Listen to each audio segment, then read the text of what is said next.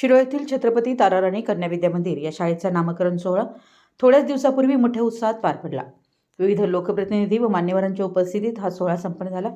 मात्र या कार्यक्रमानंतर प्राथमिक शिक्षण विभागाकडून एकाच कॅम्पसमध्ये सुरू असलेल्या 2 किंवा अधिक जिल्हा परिषद शाळा एकत्र करण्याबाबतचा पत्रव्यवहार सुरू झाल्यानं पालक, विद्यार्थी व शाळा व्यवस्थापन समिती यांच्यामध्ये चिंतेचं वातावरण निर्माण झालंय।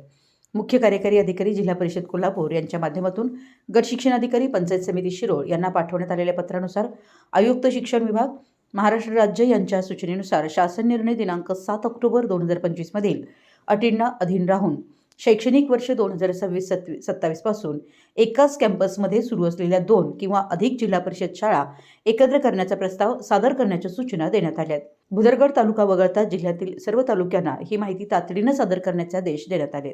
शिरोळ शहरातील छत्रपती ताराराणी कन्या विद्या मंदिर आणि राजर्षी शाहू विद्या मंदिर क्रमांक 1 या दोन्ही शाळा अनेक दशकांपासून एकाच परिसरात कार्यरत आहेत। ताराराणी कन्या विद्या मंदिरमध्ये गेल्या सुमारे 50 वर्षांपासून मुलींसाठी स्वतंत्र शिक्षण दिले जात असून राजर्षी शाहू विद्या मंदिर क्रमांक 1 ही मुलांची शाळा 100 वर्षांपासून अधिक परंपरा जपत कार्यरत आहे।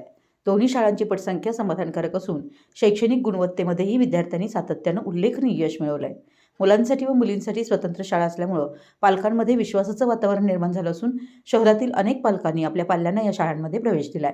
त्यामुळे शाळा एकत्र करण्याच्या प्रस्तावाला शाळा व्यवस्थापन समिती आणि पालकांनी ठाम विरोध दर्शवलाय। याबाबत शाळा व्यवस्थापन समितीनं गट शिक्षणाधिकारी पंचायत समिती शिरोळ यांच्याकडे निवेदनाचा पत्रव्यवहार करण्यात येतोय। या निवेदनात आमच्या शाळेची शैक्षणिक गुणवत्ता, विद्यार्थ्यांची प्रगती आणि शाळेचं अस्तित्व गावासाठी अत्यंत महत्त्वाचं आहे। आमच्या शाळेचे अन्य कोणत्याही शाळेत समायोजन करण्याची आमची कोणतीही मागणी केलेली नाही।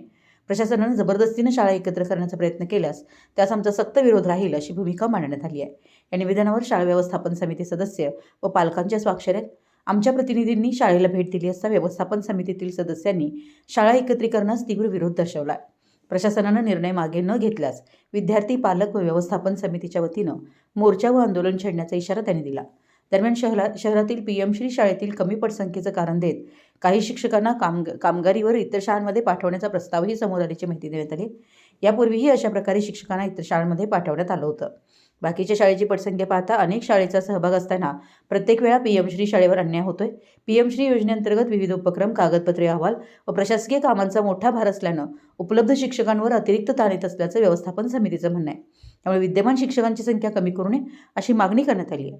पीएमश्री शाळेतील शिक्षकांना कामगारीवर पाठवण्याचा निर्णय झाल्यास विद्यार्थी व पालकांसह गट शिक्षणाधिकारी कार्यालयात ठिय्या आंदोलन करण्याचा इशाराही समितीने दिलाय।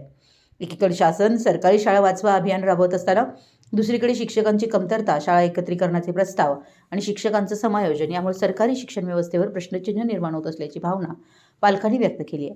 गेल्या काही वर्षात खासगी शाळांकडे पालकांचा वाढता कल ही देखील सरकारी शाळांसमोरील मोठी समस्या ठरते आहे। असं असतानाही जिल्हा परिषद शाळांमधील शिक्षक विद्यार्थ्यांची पटसंख्या वाढावी यासाठी विविध उपक्रम राबवत असून अनेक ठिकाणी स्वतःच्या पगारातून विद्यार्थ्यांना शैक्षणिक सुविधा उपलब्ध करून देत आहेत। त्यामुळे तालुका व जिल्हास्तरीय शिक्षण प्रशासनानं परिस्थितीचं गांभीर्य ओळखून सरकारी शाळांचं अस्तित्व टिकवण्यासाठी सकारात्मक निर्णय घ्यावेत अशी अपेक्षा पालक व शाळा व्यवस्थापन समितीकडून व्यक्त करण्यात येते। मराठी न्यूजसाठी शिरोळहून दिलीप कोळी।